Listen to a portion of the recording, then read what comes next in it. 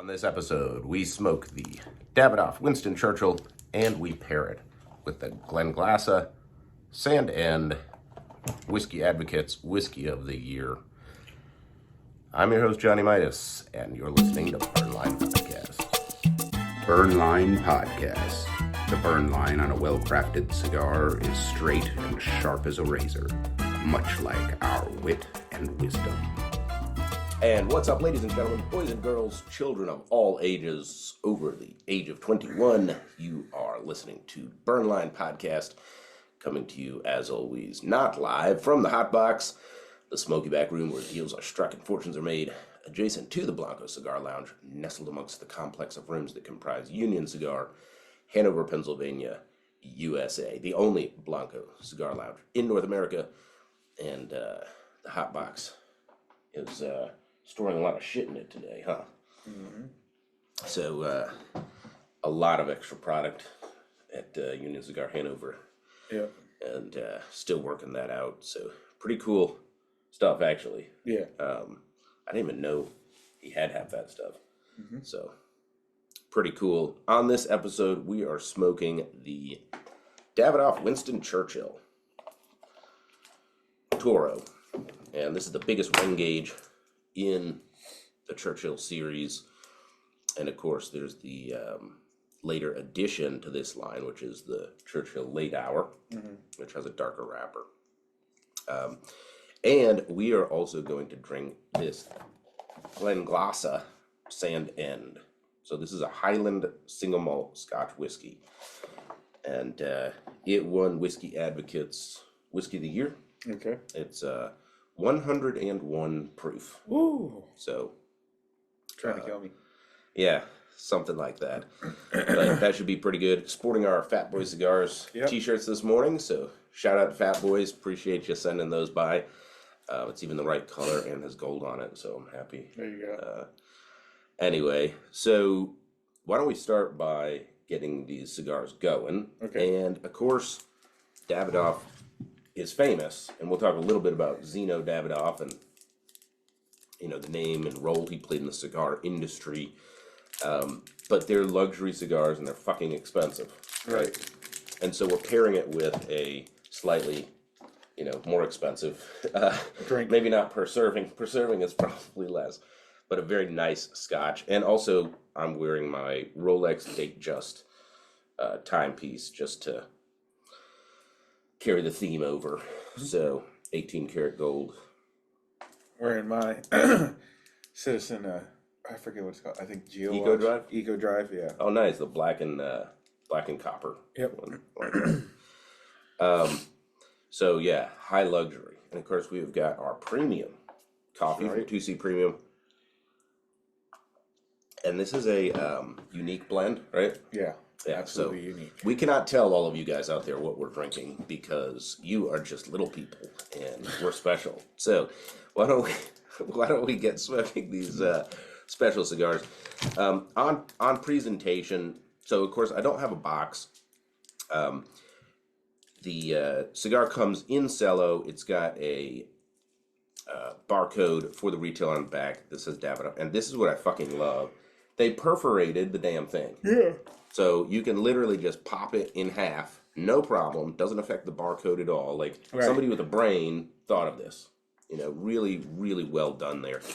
Although, you know, it's not really a presentation per se. Most people aren't going to notice that, but I do. Super helpful for whoever's opening it up and also the retailer because you can just program that into your point of sale system. And it tells what it is. Dav WSC Toro, Davidoff Winston Churchill Toro.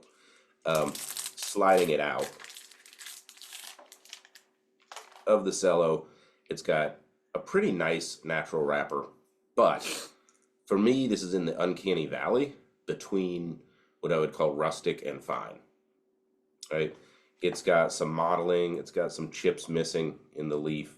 It's got some places where I'm not sure the wrapper's like sealed down all the way, but it's not rustic yet.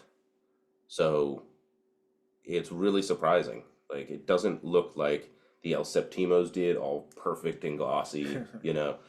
But it also doesn't look like, a Padron, for example, where it's like, this is the fruit of the earth. Right. We're just fermenting it and pressing it. So it's in this to me, it's in this uncanny valley. So really interesting cigar here. And then it's got the white band with the Davidoff logo. Nothing really impressive there, with the gold, and it's embossed. I think Davidoff, plays off of their heritage a lot. Mm-hmm. And we'll talk about that in a little bit. Looks elegant, though. Yeah, it is. This is kind of like, I know, like Lexus, like, yeah, maybe appeals to old people a little bit more, but it's definitely nice. Maybe not everybody's cup of tea, but definitely like stayed laid back, kind of like almost like old money, like old money drives like a Mercedes station wagon, new money drives like a Lamborghini, a green off-road Lamborghini or something. So that's what the presentation reminds me of. And I forgot my cutter and lighter, so let me grab that. It's all right. I'll grab your ashtray. Yeah, you grab the ashtray. All right, we're back. Speaking of fine things, I've got a ST DuPont side lighter on order. Oh, nice. Yeah, it's black and gold. Oh, shit. They didn't have a white and gold one, close enough. So, yeah, I'll be interested to see when pull the trigger on it.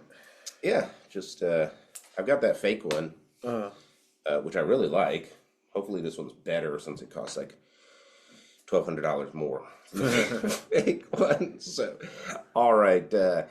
I think it is time for the official cutting, which is brought to you by Fat Boy Cigars. The bold and delicious flavors of premium hand-selected tobacco leaves are highlighted in the original Jacked cigar by Fat Boy Cigars. Don't forget the Jacked 2 and also the Fat Boy Cigars Boots on the Ground series. For every cigar you purchase in this series, Fat Boy Cigars will donate $1 to charities benefiting our frontline heroes. Fat Boy Cigars, welcome to the Fat Boys world. And I am using my open-ended double guillotine. You have your large ring gauge, open-ended double guillotine.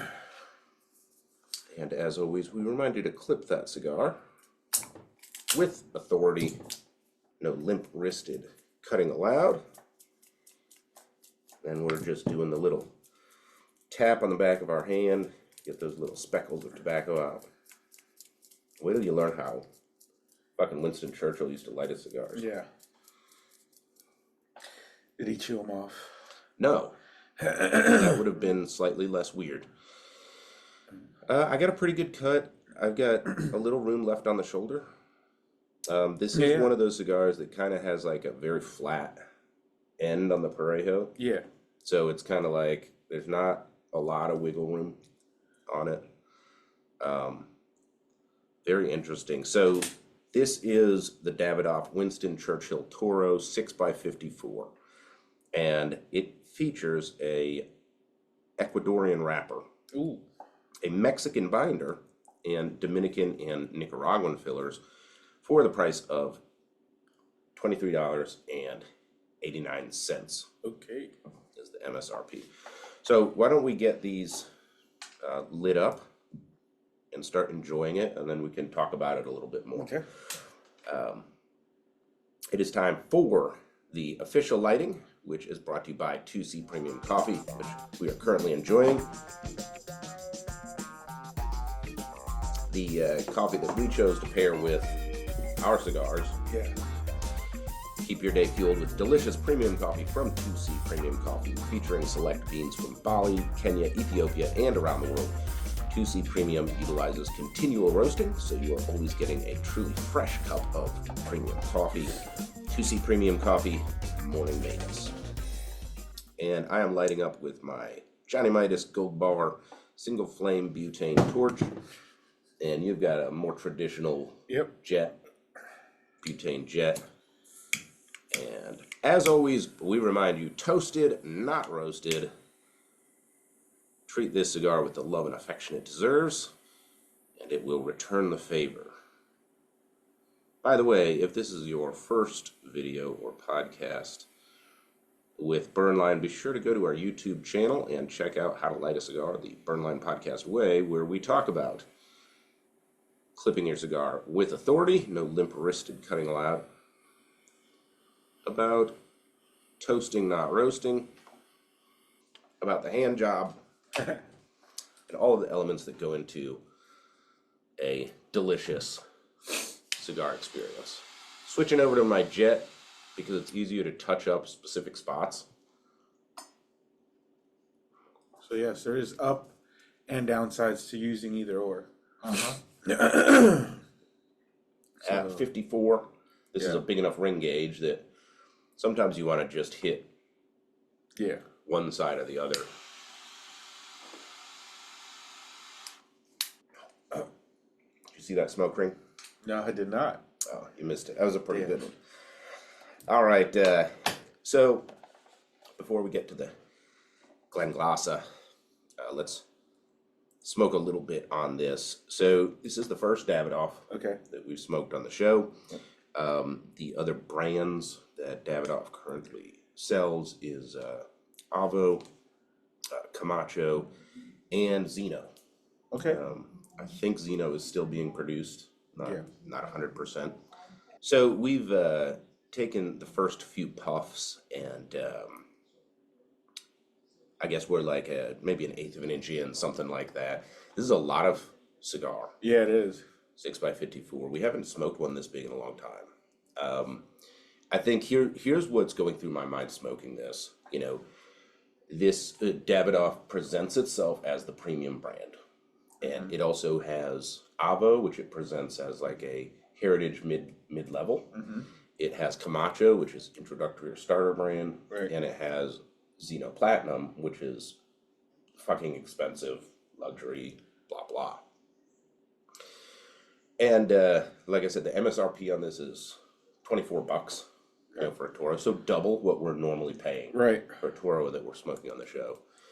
And so, of course, you have to start by asking, is it twice as good?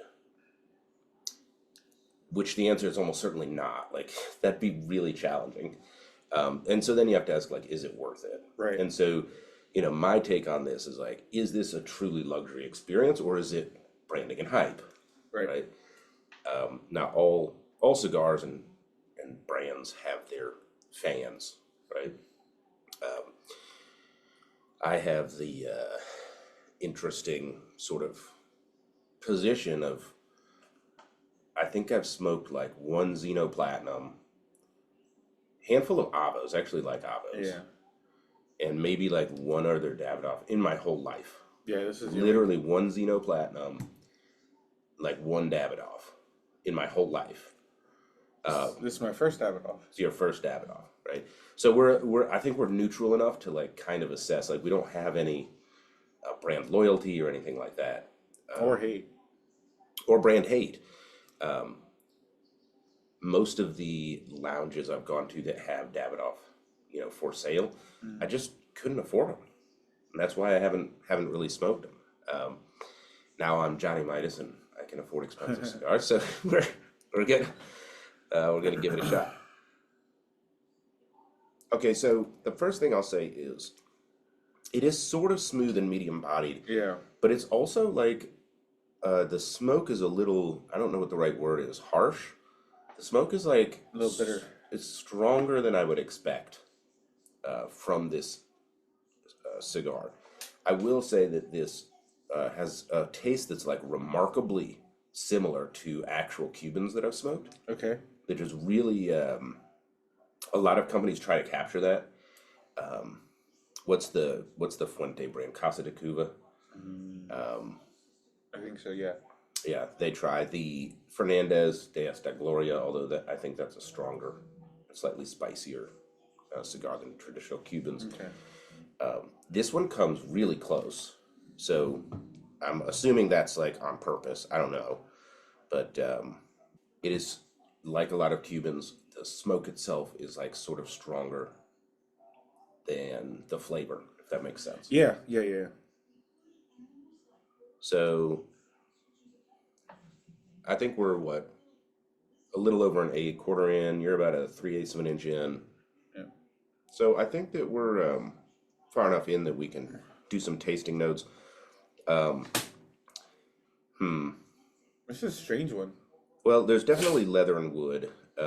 I think that there's a spicy component there for sure. Yeah. Right? But it's not like immediately hits you. It's like after the smoke leaves my mouth, the aftertaste is spicy. Yeah, I'm getting like some spicy and cedar. Yes. So, but it's like crushed red pepper. Okay. It's not cayenne, which has that bitter to Right. it. And it's not black pepper. It's like crushed red pepper that has that slightly sweet component. And it's literally after you exhale, it's what's left on your palate. So it's very interesting. Leather, yes. Wood, I think it's cedar wood. And then there's also like creamy sweet in there as well. Yeah, I would agree. And the wood is like the wood flavor. It's interesting. It's definitely cedar, but it almost tastes like damp cedar. Yeah. Yeah, smoke is definitely, what would you say, overwhelming? Or overpowered? It's powerful. Like it doesn't produce that much smoke, and it's a light smoke. But like you feel it on every pore in your mouth. Yeah. And your tonsils in your throat. Like I hate to use the word harsh because that's like a bad word. Yeah, it's like a negative, but it's like when you use harsh in this, it doesn't mean like terrible. Right. It's like strong, Yeah. So, and that is very similar to me of some of the Cuban cigars I've smoked. Where it's light smoke, it's aromatic. What is missing though in this is the floral component. So a lot of Cuban cigars have like this floral component. That is missing from this. Draw is good. Yeah, actually, it's pretty easy, but it's not too easy. Yeah. I'm not thrilled with the smoke output. It just doesn't feel like it's putting out weird. Yeah. enough smoke. But then once it's in your mouth, it's like, You're like, wow, that's strong. strong. You got smoke. See, when I don't get enough smoke, I do this double puff. I do as well. Right? You'll see me do this double puff where like I draw the smoke in twice, and it's barely enough smoke to do a retrohale. Because you need, you got to force it through all of that. So light smoke output, but it is pretty strong. Yeah. So that's our initial tasting notes. Now we'll also say that I'll also say up front a couple things about this cigar. Number one, like most Davidoff products, they're a little tight-lipped on where it comes from. So this is kind of the difference between old cigar and new cigar. In the old days, what you were trying to sell was a finished luxury product, and you don't look inside the sausage factory, right? And the new cigar world is the exact opposite, right? It's like, no, we grew it in this region, in this valley. Here's the fucking farmer that picked it. Right. Come into our factory, see everything, and it adds to the story, right? And like that's the in thing right now is experience it. Well, the experience, like I don't just want to experience a great cigar. I want to empathize with the love and care that went into producing this. Right. And so it's kind of like the shift in eating has gone from, I'm going to this fancy restaurant with like dim lighting and like, chandeliers to eat this, filet mignon that looks perfect to, no, I want to go to the farm and pick the goat you're going to slaughter, and I want to, and then I want to eat it on like a stone slab outside, Right, we want to do a proper sacrifice. Yeah. So, and it's consumerism has evolved. And so this is still very old school with that. Like they'll tell you, Ecuadorian wrapper, Mexican binder, Dominican and Nicaraguan filler. And that's as far as they go. Right. On it. And for some context, the Cigar Authority gave this a 93, which is, okay, good. Pretty decent. Not great, not superb, but good. And then Cigar Journal gave it a 91, which is also, that's in the, good category. So, above like 94 and above is your top tier cigars. 91 to 93 is like your really good cigars. So I've been getting this weird split the whole way down. Yeah, it's following something, and I think I- it's the binder. I think Okay. there is a I think Stem in there's the binder. yes, there's a something in the binder because leaves naturally burn that way, but it's not on the wrapper, Right. right? Because look at where the vine's at. Yeah, yeah. It's opposite of that V crack. I'm a little worried about continuing to puff because actually that'd be cool to catch a cigar pop on camera. Well, we'll see. We're gonna see what happens. All right, so let's get into this scotch. So we decided, this is definitely a luxury episode. So we've got this Glenglassaugh. That's how you pronounce it.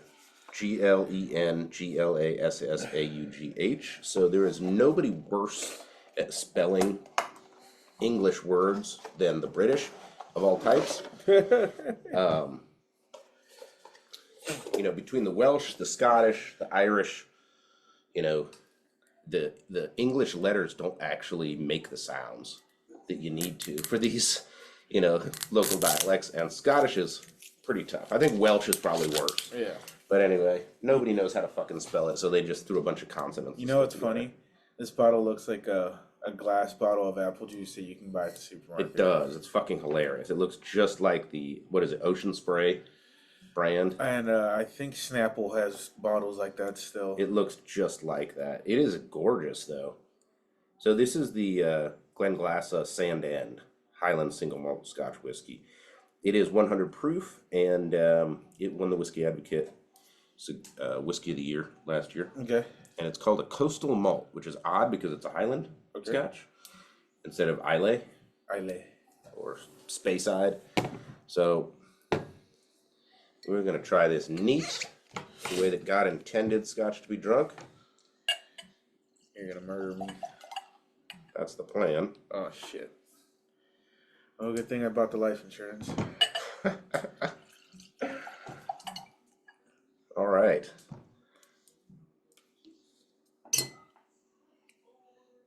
Give that a little swirl. Nice.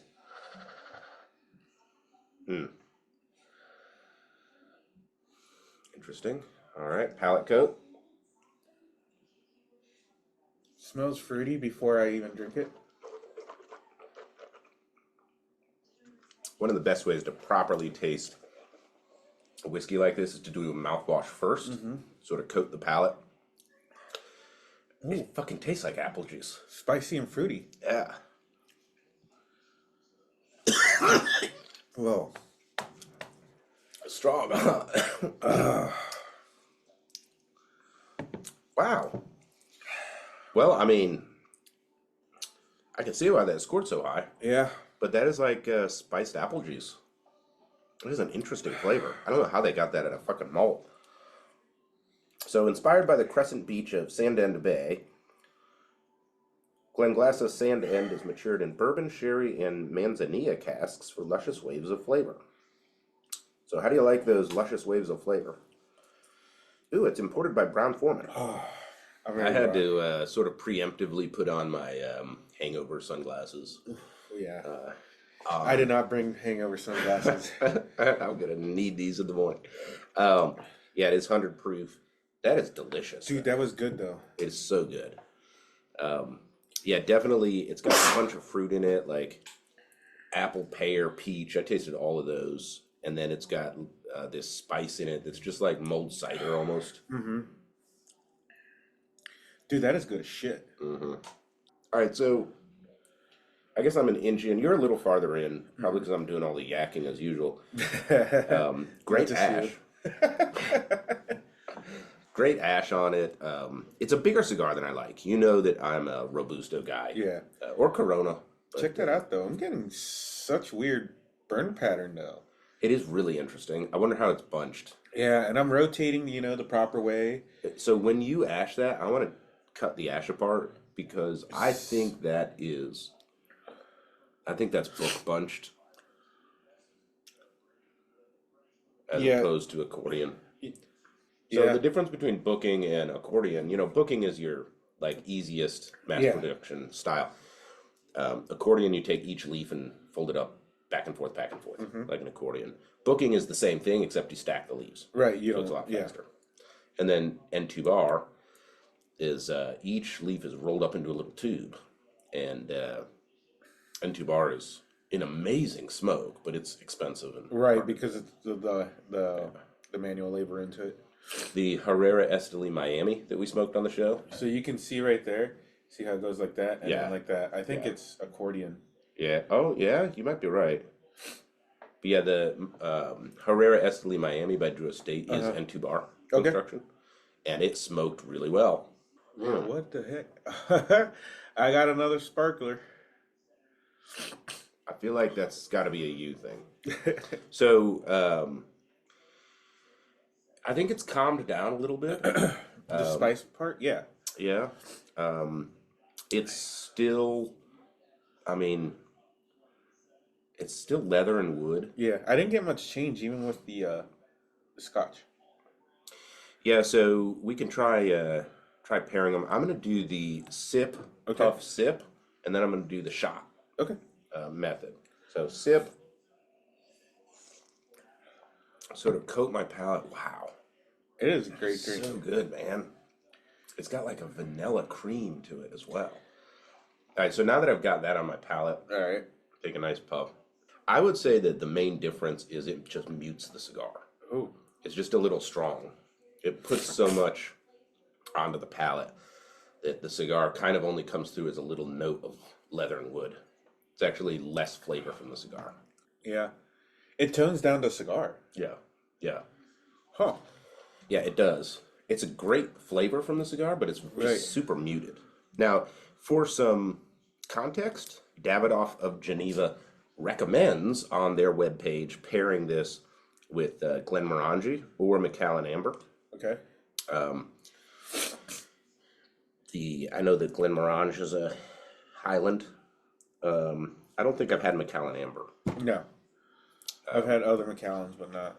I don't think I've had that one. Huh. So this is kind of right in line with what they recommend. You know what that word means right there, right? Manzanilla? Yeah. No. That's apple in Spanish. What? That's apple in Spanish. Oh yeah, Like no, a way of apple. Yeah, that's why we're getting a huge apple burst. Oh yeah. Yeah. Okay, because Manzanilla is like an apple Right. brandy, right? Yeah. Yeah. So that explains it. I was like, wait a minute. Oh, so Manzanilla. If I wanted to ask for an apple, Apple soda. manzana. Manzana. Manzana. Okay, yeah, I know what that is. Yeah. Yeah. And then okay. in Mexico, manzanilla is an apple soda. Okay, I gotcha. Yeah. Nice. So it makes sense now. Yeah, it does. Full circle. full circle. Yeah, so I remember some of my Spanish from Duolingo. Manzana. Yeah. Let's see. What's orange? Oranga? No. Naranja. Naranja. Yeah. I remember that.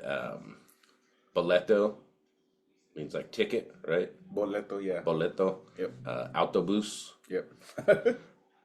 Donde está la toilet? Yeah. That's a very important That's phrase in important. any language. Oh man, I've got to get serious and just actually learn Spanish. Yeah, I was going to say, I think you're going to start needing it. I think so, yeah. Well, besides this, but the day job. Yeah. It's just tough because, I'm trying to like, it's not the language. It's, when I'm talking to you at work, there's a way to interact with you that conveys masculine respect. Yeah. And that's the nuance of English that I just grew up with. Right. I don't know that in Spanish. So you know how like if I ask you to do something, I might be like, hey, fuck nuts, get that done. Yeah. And you're like, yeah, bro. But if I'm talking to a woman, I would be like, excuse me, would you mind doing that? Right. But it would sound weird. If I said that to you, you're like, oh, why are you being standoffish, or something like that. It's like, If you're polite, you're being offensive. yeah, That's so weird. a little bit. So I don't want to do that in Spanish. Right. So like I can learn all the vocab and stuff, Yeah. but learning how to actually communicate well, Yeah. that's the thing that is going to be tough. All right, so we are smoking the Davidoff Winston Churchill Toro. You can see my wrapper leaf is coming off. Ooh. Just flat out coming off, and that's where that little hole was on the side. Dude, 2 cigars in a row. I'm going to do the lick and the stick and see if that helps. honestly, for $24, haven't been impressed with the quality. The only issues I'm having is just my burn line is so uneven. I don't understand why. Yeah, but it doesn't affect the not the experience. Right. Really. It's just weird. I've never seen something like that. Tell you what, this ash is holding up pretty well, though. Mm-hmm. I'll give him that. So let's talk about Davidoff. And of course, these are named after Zino Davidoff, and that's where the Zino Platinum brand came from. He was known as the King of Cigars. He was born in 1906 in Geneva, Jewish businessman, and he ran his Davidoff cigar store from 1926 to 1994, where he passed away. He was like 80 or something like that. Oh, wow. So basically, he ran this cigar store, and after World War II, he acquired his own production license. And then it really took off in 1968. Okay. So, Cuba Tobacco, which was the original state-run tobacco monopoly in Cuba, asked him to produce Davidoff cigars there. They approached him. So I'm not sure why, other than I think that at the time they were trying to like get some clout, since a lot of folks left. Yeah. When the state took over. When Fidel. The means of production. Right. Yeah, because there was a lot of reasons for the revolution, including like the prior guy was basically a mobster. He was the same energy, just opposite end of the political spectrum. Something like that. Because he was like an authoritarian dictator, and then boom comes in a socialist dictator. So it's like apple from the same tree, just different side of the tree. Well, and the cigar makers, they didn't really care until really it wasn't until after they had come in and started the revolution that they decided they were going to be Marxist. And it wasn't until they took over the means of production that people really got scared and started leaving. Right. Yeah, because they were promised, freedom, blah blah blah, and none of that. Freedom from tyranny, all of that. So El Laguito was the factory in Havana that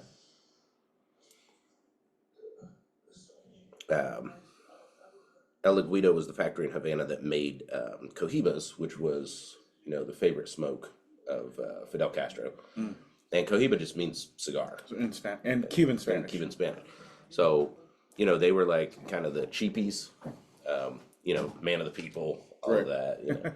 And now Cohiba's like this super luxury brand. It's fucking ironic as shit. And there's two Cohibas.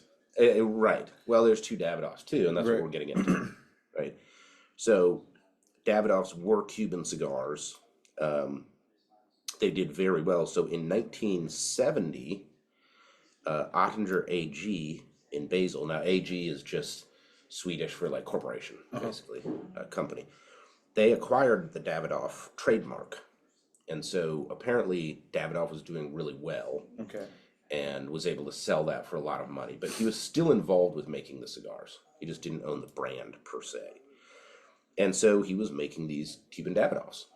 And that went along just fine. But he kept having problems with the central planners in communist Cuba basically setting production targets, and they just couldn't meet while meeting the quality that he wanted to display in his cigars. Surprise, surprise.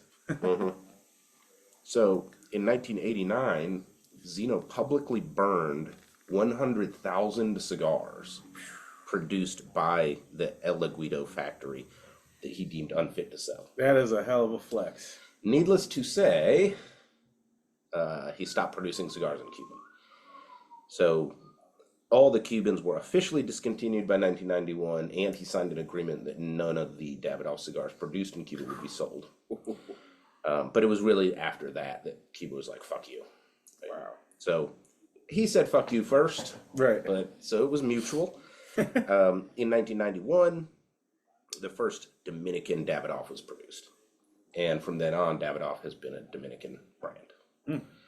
So that's a little bit about the Davidoff brand, and That's some crazy history. I did not know that. I'm learning.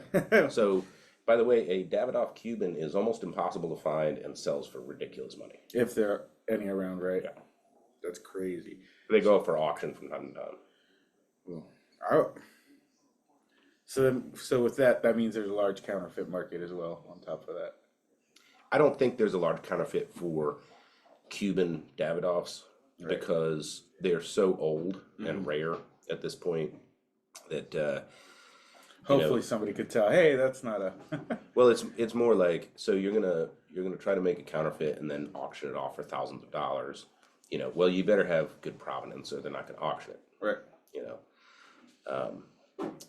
I don't know. I hear 160-year-old Cubans in our future. Oh yeah.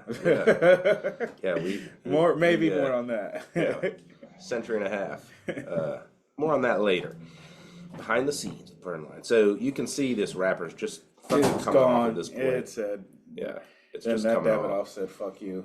Yeah, so I'm gonna hold this up to the camera so that folks can see that wrapper's just coming. I can see the binder underneath it.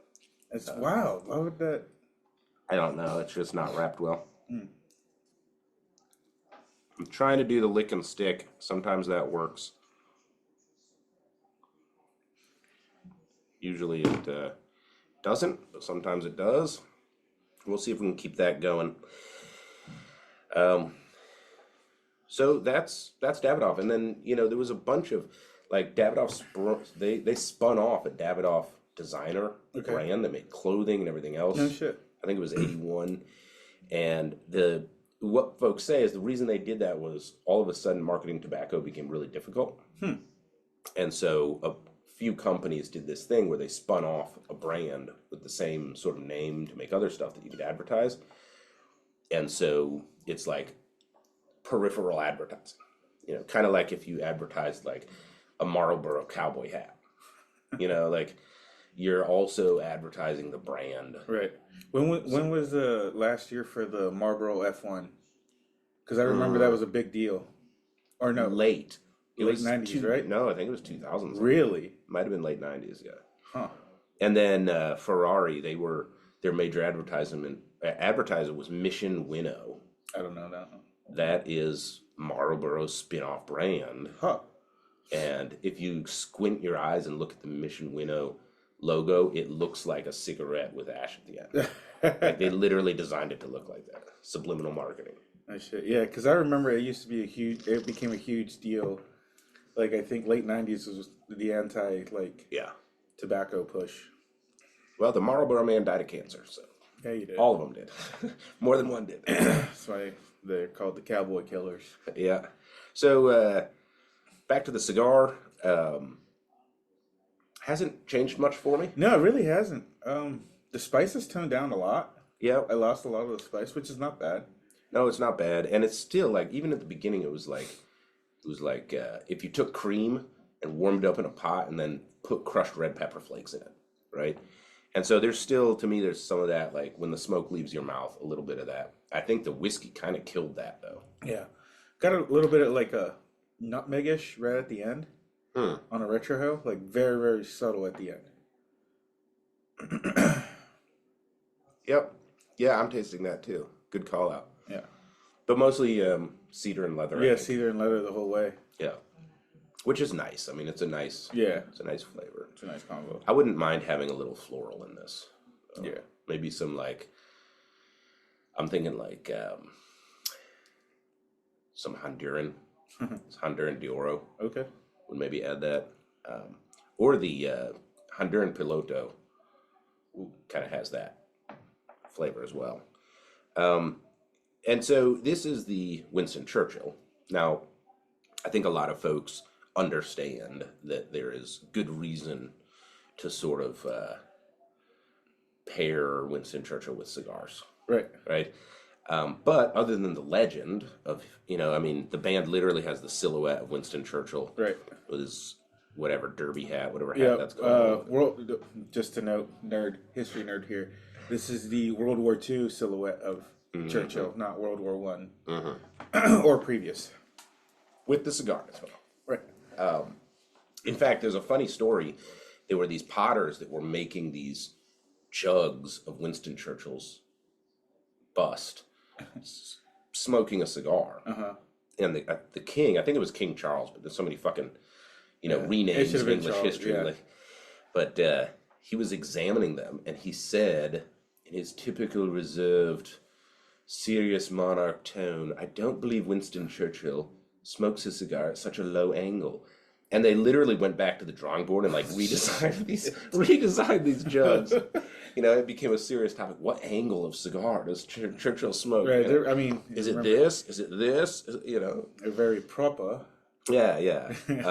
But that's how synonymous he was with cigars. So here's some interesting facts about Winston Churchill. First of all, he was born in 1874. He died in 1965. Damn, that was late. 90 and a half years old. So that just goes to show that smoking cigars regularly prolongs your lifespan. Yeah. So actually, there's a lot of people that are past 100 that credit cigars to their longevity. Oh yeah, that guy that's in Mississippi that's 110. Yeah, he's a World War II veteran. Yeah, he's smokes 5 cigars a day. 5 cigars and a whiskey in the morning. First thing, I'm like, let's go. Your results may vary. Yeah. We're not healthcare professionals. We're not professionals. Okay, let's make that legal note. Disclaimer. Right. We're not healthcare Disclaimer.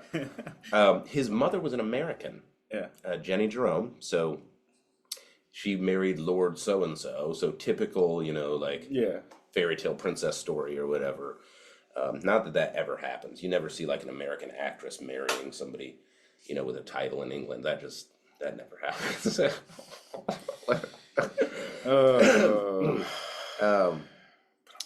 So where he picked up his cigars, he was stationed in Havana, and he was in the military.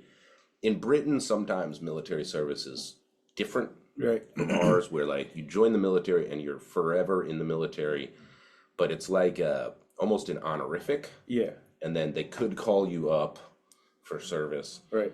And I believe his military service was a military correspondent. It wasn't a combative role. Right. He wasn't killing people. Right. In his role. But he was in the military till he died. Right. Yeah. He was Queen's Hussars, a whole bunch of different regiments and groups. Mostly honorific. Yeah. Admiralty of the Navy twice. Yeah. Yep. In fact, I will read a list of his political appointments. His favorite brands were Romeo y Julieta and La Aroma de Cuba. Now, fair note, those were both Cuban brands. La Aroma de Cuba came back a few years ago, maybe a decade or so. Yeah. And of course, it's not Cuban. But same thing with the Romeos we buy here. However, Romeo is still around as a Cuban cigar as well. Kind of fits into the Davidoff thing. The difference being there are no more Davidoff Cubans, thanks to him burning 100,000 boxes, his own private Boston Dude, that Tea is just Party. a flex. That is such a fucking flex, and it's stated that he stashed 3,000 to 4,000 cigars in his estate. Like a little urban legend. Well, his valet, Ron Howell, I think, I can't remember the guy's name, but he was a valet, and he wrote a book, Just Churchill. I think it was called Just Churchill. And it's like a expose memoir. And he said, it took me a little while to come to terms with the fact that Churchill would smoke cigars that cost more in a day than my weekly salary. Right? So this guy was just puffing all the time. Well, yeah. I mean... But he would frequently let them go out and just chew on them. Yep. And so he invented this thing called a belly bando. And it was a strip of brown paper with glue on the end, and he would put it around the part that goes in your mouth and glue it around there just like a band. So that it wouldn't just spray to hell with him chewing on it. And that's probably why he was able to consume so many in a day. Otherwise the nicotine would severely affect him. He'd just get nicotine poisoning. And yeah, so he constantly had one, 5 or 6 a day, Cuban cigars. So really, the association of Davidoff and Churchill is really just that Churchill was a cigar smoker. So there's not like a association like, you know, Partnership. like Davidoff was sending him cigars, even though they were concurrent. You know, like Davidoff was had his own producer's license and was selling. Now Churchill died before Davidoff cigars started being manufactured in Cuba, but they were concurrent. So it could have happened. It didn't. They just are using the name because he was a cigar smoker. Yeah. It was King George. King George. The sixth or something. Like apparently you're only allowed to have like two names for an English king. The It's like George. yeah, you can be George. You can be George, Charles, Edward, or John. Like Right. those are the four. Which is weird because they you know, they were all told, all right, now you have to pick a name when you become king. Which is kind of weird. Like you said, the names. It's like, because when Elizabeth came through, she was like, ma'am, are you going to be taking Mary? And she's like, no. Yeah. She's like, I'm Queen Elizabeth. Yeah. That's it. Okay. So interestingly, he was in the Liberal Party for like 5 years early in his career. Then he switched to the Conservative Party, and then he switched back to the Liberal Party post World War II. And here is his political offices. He was Father of the House of Commons from 59 to 64. So the twilight of his career. I don't know if Father of the House of Commons is like an official thing, or they made it up for him because he was the old dude that had been there forever. Yeah. Leader of the opposition, leader of the Conservative Party for 15 years, Minister of Defense, First Lord of the Admiralty, Chancellor of the Exchequer, Secretary of State for the Colonies. He was a colonialist. Secretary of State for Air, Secretary of State for War, Minister of Munitions, Chancellor of the Duchy of Lancaster, First Lord of the Admiralty, Home Secretary, President of the Board of Trade. As well, his parliamentary offices included Member of Parliament for Woodford, Epping, Dundee, Manchester Northwest, and Oldham.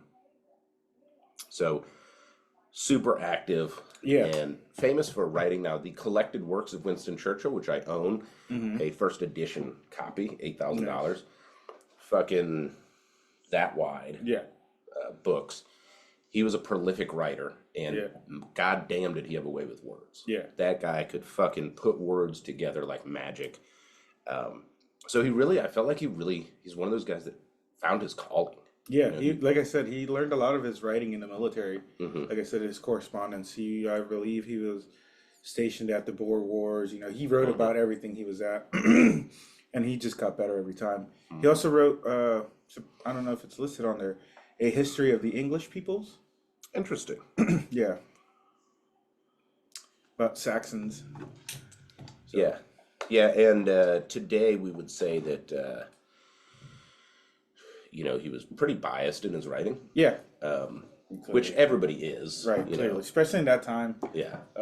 That time period. You were very prideful on where you came from. Like. Right, and also defensive, because colonialism was coming under fire.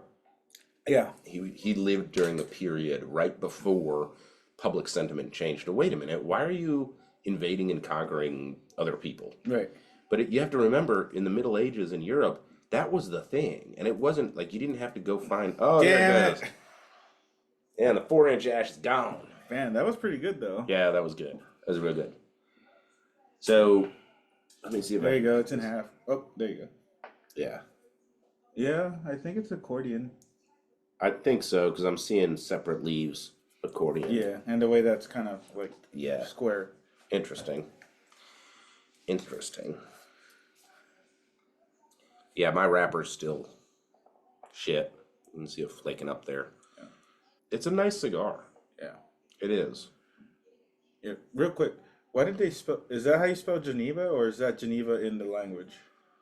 In French, Swiss French, or whatever. Okay. Geneve. Yeah. No, Geneva in like American English is just Geneva. Yeah, that's what I thought. Huh. It's like all E's with a little accent mark in French. Le François. Yeah, we don't have accent marks. That's another weird thing about the English language. No accent marks whatsoever. Je ne comprends pas le français. Yeah. Je ne sais pas. I'll tell you what, That's a good whiskey, though. Dude, it is. That apple is awesome as shit. It is, man. But that probably makes sense why it looks like a apple juice bottle.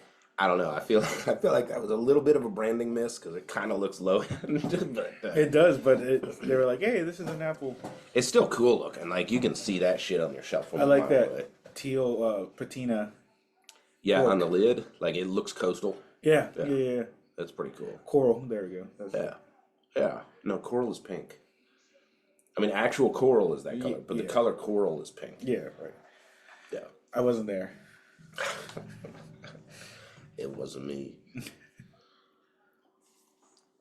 So we are smoking the Davidoff Winston Churchill Toro 6x54 big cigar, and we are pairing it with this Glenglassaugh Coastal Malt. Yeah. We're smoking a Churchill that's not a Churchill, though. This What is the hell? Churchill is not a Churchill. Yeah, I thought that was hilarious. This is the Sandend. It did win the Whiskey Advocate Whiskey of the Year. And I decided to make this a luxury podcast, so I'm wearing my Rolex Oyster Perpetual Day Date in 18 karat white gold.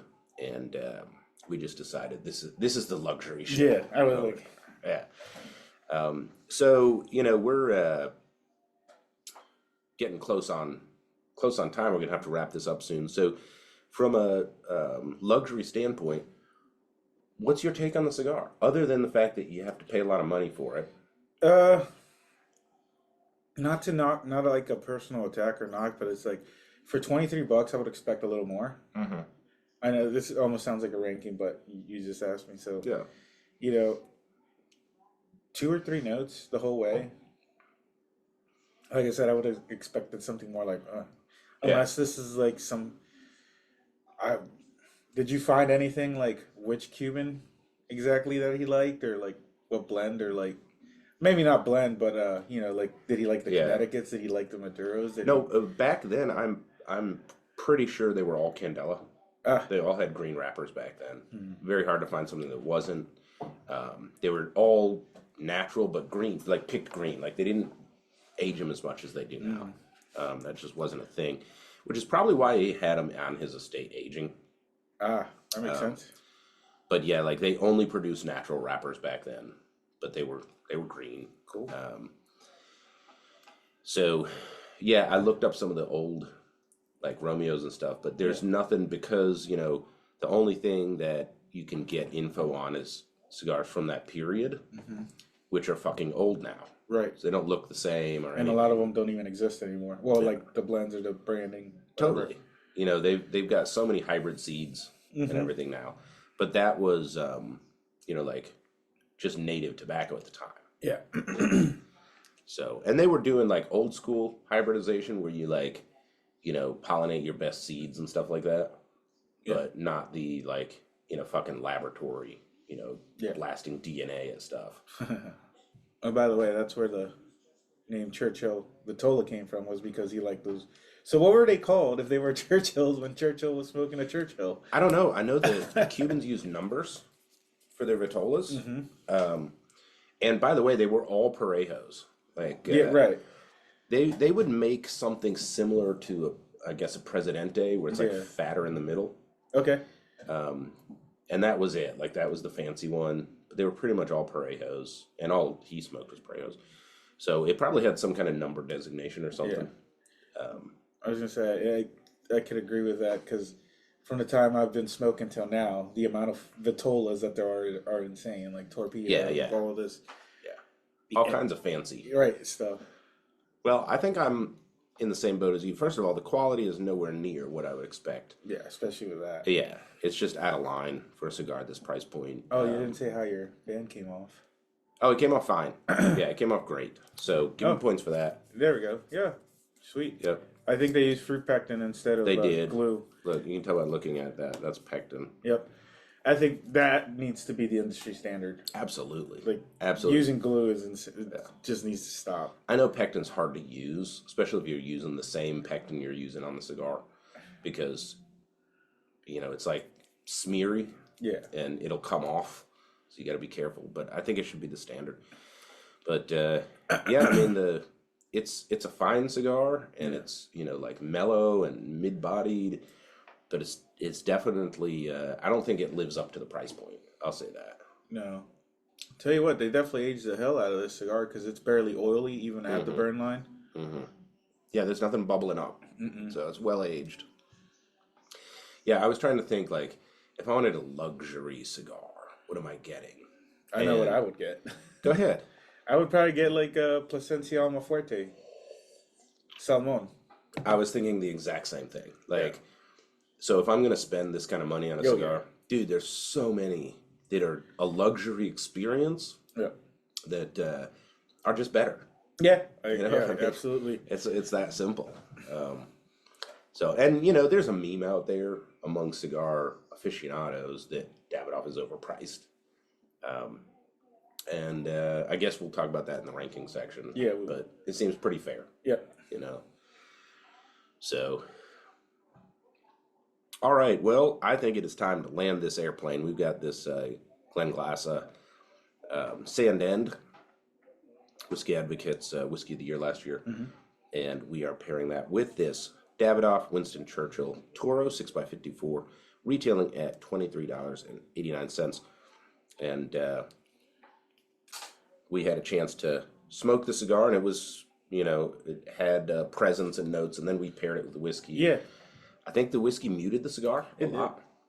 Not a bad pairing, though. Nothing clashed. Went together. Yeah. But the cigar didn't do anything to the whiskey, and the whiskey technically didn't do anything to the cigar. Yeah. Like no new notes emerged. Right. Or something. So it wasn't really a pairing, per se. Yeah. I don't think. Does Davidoff have their own, like, liquors? Or I'm at not least, sure. like, a partnership, like, hey. Yeah, I'm not sure. I know they used to. Yeah, they used to have luxury goods, but I don't think they ever got into whiskey. Have to look that one up. So this has an Ecuadorian wrapper. This is just like a natural wrapper. Mexican binder, Dominican and Nicaraguan filler. Not much else disclosed.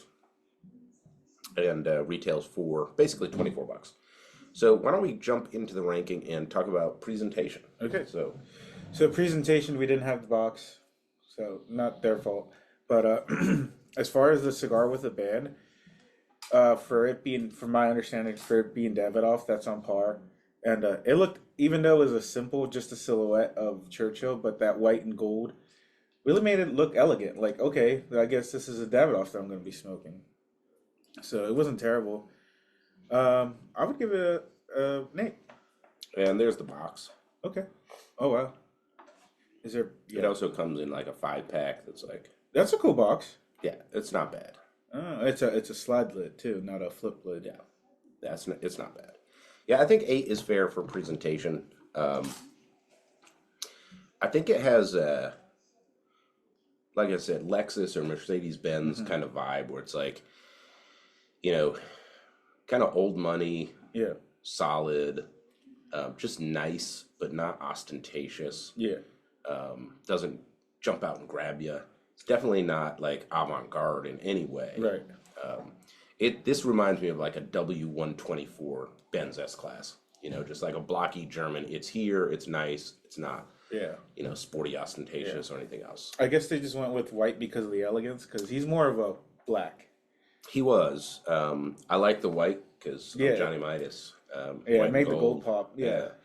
But I think 8 is fair for there. And then price at $24. I want to give it a 7. Not only because of I was expecting a little bit more and the quality as well, but like I just wanted a little bit more out of the cigar for it being $23, $24. Yeah. And that also eliminates itself from accessibility to other people. Right. Yeah, I understand brand protection. I had a 5 for price. Okay. Right. At $24, there's a lot of cigars in the humidor I'm going to pick ahead of this. Oh, yeah. We picked it up to smoke. I smoked it, had a Davidoff. It's nice.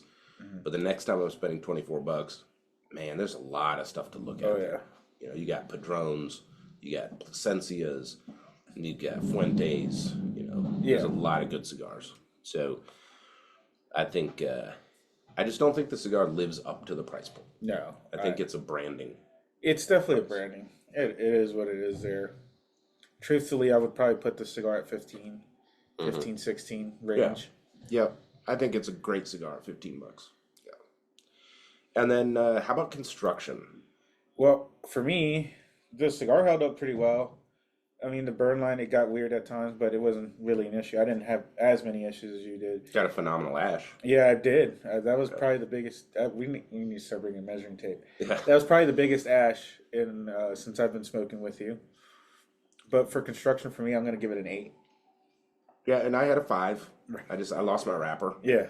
And I don't like babysitting cigars and licking and sticking and all that bullshit.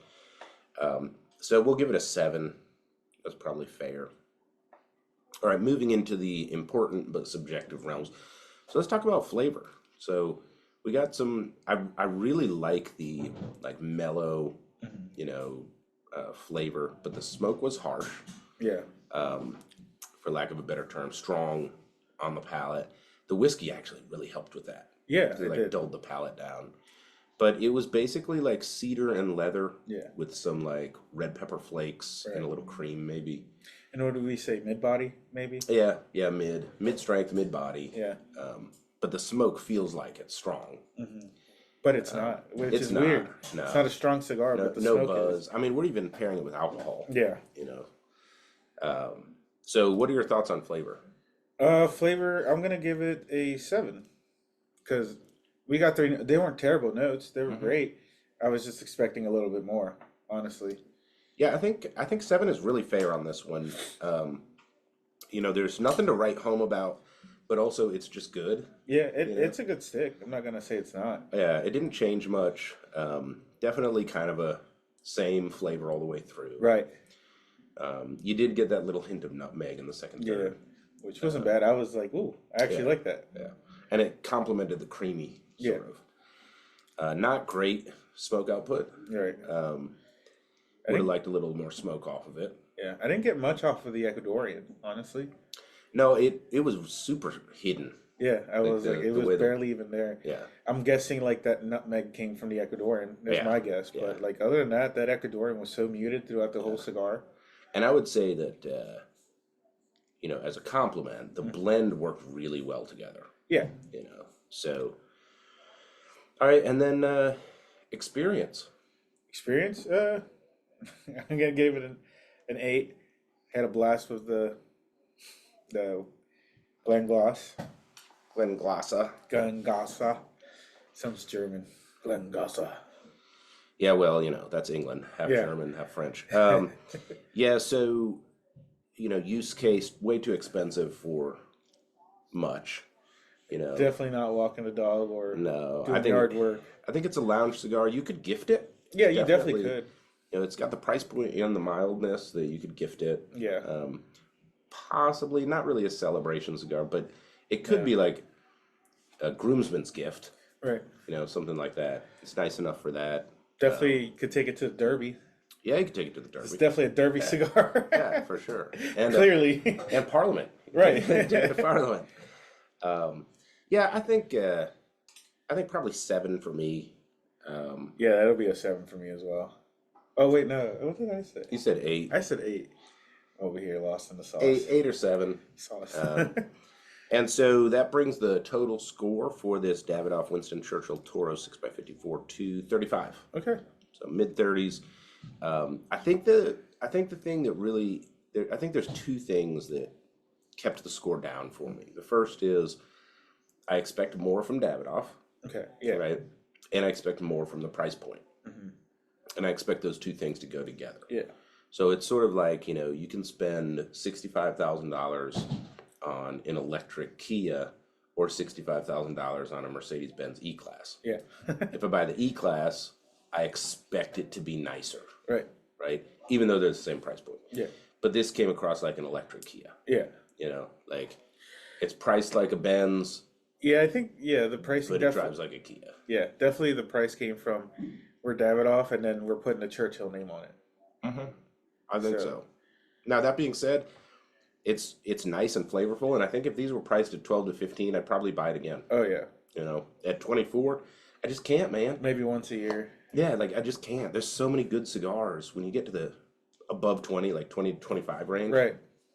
Dude, I mean, you got the Blanco BG Reserve Figurado. Yeah. You got the Some Plasencia Alma Fuerte. Some several, LFTs. Yeah, several Padrones. Yeah. Not to mention special editions and Yeah. stuff like that. And it's in a weird price category too, because there's kind of like that 15 to 20 window. Yeah. And then there's like the $40 window. Right. And this one's like mid 20s. Yeah. So. Yeah, I gotta agree. I don't think this competes with that range. Mm-hmm.